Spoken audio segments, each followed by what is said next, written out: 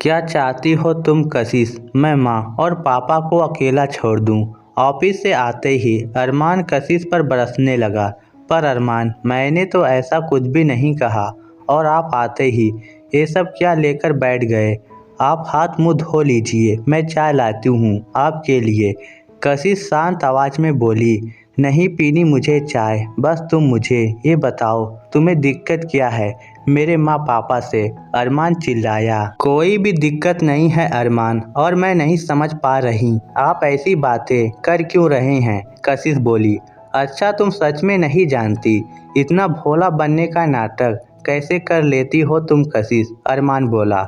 आप हद से बढ़ रहे हैं अरमान, बिन गलती मुझ पर इल्ज़ाम लगा रहे हैं।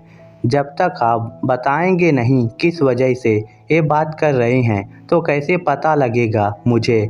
कशिश थोड़े सख्त लहजे में बोली। अच्छा, माँ अभी बाहर बता रही थी तुम उनका और पापा का बिल्कुल ख्याल नहीं रखती, खाना बनाकर रख देती हो, पूछती भी नहीं हो। मैं खुद देख कर आ रहा हूँ, आज तो बल्कि रसोई में खाना बना रखा है और वह भूखे हैं।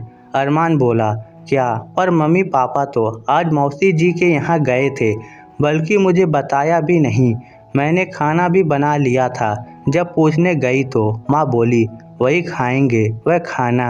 कशिश ने कहा। अपनी गलती छुपाने को झूठ बोल रही हो तुम? अरमान गुस्से में चिल्लाया। क्या हुआ बेटा, इतनी तेज क्यों चिल्ला रहे हो? तभी अरमान के पिता सुधीर जी वहाँ आ बोले। पापा जी, आज आप कहाँ गए थे? दिन में अरमान को बताइए, और ये भी कि मैं आप लोगों को खाना खिलाती हूँ या नहीं। कशिश अपने ससुर से बोली। बेटा हम सुधा मौसी के यहाँ गए थे, पर क्या हुआ ऐसा? और किसने कहा बहू कि तुम हमें खाना नहीं खिलाती? सुधीर जी असमंजस में आ बोले। पापा, पर माँ तो कह रही थी कशिश आप लोगों की देखभाल नहीं करती, खाना बनाकर रख देती है बस, उसे मतलब तक नहीं हम खाएं या ना खाएं। अरमान पिता से बोला। शर्मिला यहाँ आओ जरा, सुधीर जी ने पत्नी को आवाज़ लगाई। अरे आप कब आए? क्लब से? आप तो रात को आने वाले थे ना? पति को बेटे के कमरे में देख शर्मिला जी सकपका गई। तुम वह छोड़ो, ये बताओ तुमने अरमान से क्या कहा है? सुधीर जी गुस्से में बोले। अरे आप चिल्ला क्यों रहे हो? चलो कमरे में अपने वहाँ बात करते हैं। वैसे भी घर के मामलों में बोलना आपको शोभा नहीं देता। शर्मिला जी बोली।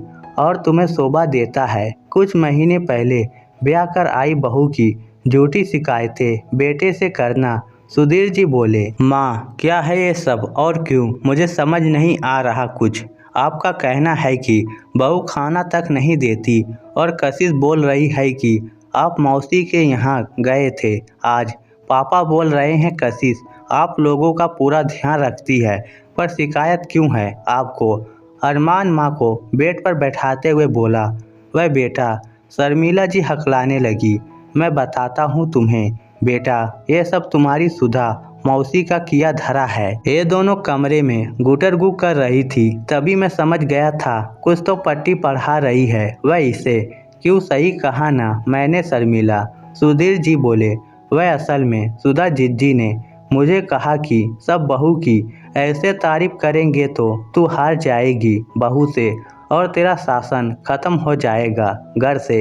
इसीलिए अरमान को अपने कंट्रोल में रख, वरना बहू तुम्हें दूध में मक्खी सा निकाल फेंकेगी। शर्मिला जी मुंह नीचे किए बोली। माँ आपको ऐसा लगता है कि मैं आप लोगों को छोड़ दूंगा? अरमान आहत हो बोला। शर्मिला रिश्तों में हार जीत कैसी, जो तुम दूसरे के बहकावे में आ घर को जंग का मैदान बनाने चली हो। खुशकिस्मत हो ऐसे बेटे बहू मिले हैं। अपना घर संसार यूँ ना बिगाड़ो। सुधीर जी बोले।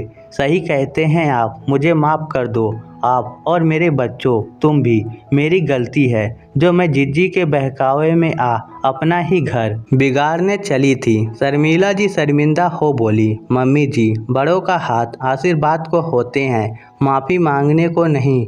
आप हमसे बड़ी हैं माँ। आपको मुझसे कोई भी शिकायत हो आप बेझिझक मुझसे कहें, मुझे डांट लगाइए, पर यह गलत ख्याल मन में ना लाएं कि मैं इस घर में आपको हराने और खुद को जिताने आई हूँ।